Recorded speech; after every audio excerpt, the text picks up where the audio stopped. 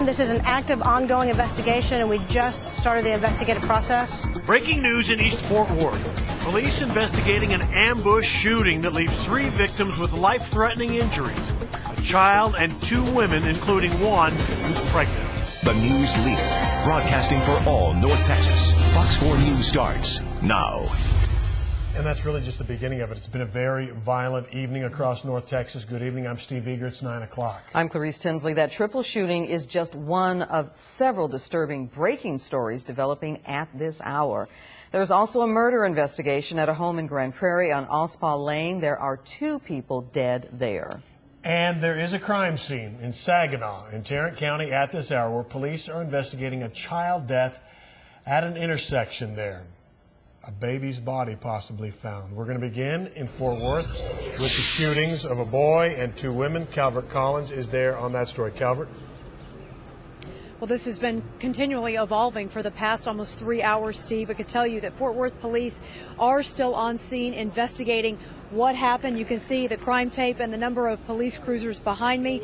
Homicide detectives have taken over, but Fort Worth police will not confirm if any of the 3 victims have died. We can show you video from Sky 4. Earlier shows the scene right after 6:15 when that shooting happened. The call came in as a drive-by, but police would not confirm if the shooter or shooters were from outside or inside the house. We can tell you the victims are confirmed as a 34-year-old woman, a 21-year-old pregnant woman, and a 10-year-old boy, all taken to different hospitals, and many people on scene tell me that they are related. Upset family members tell us that the boy is the son of one of those 2 women, but police are being very careful not to say anything specific about any of the victims' conditions. Due to the seriousness of this investigation and the victims that we have, homicide does have the lead on this, although I do not know the condition of the victims at this time.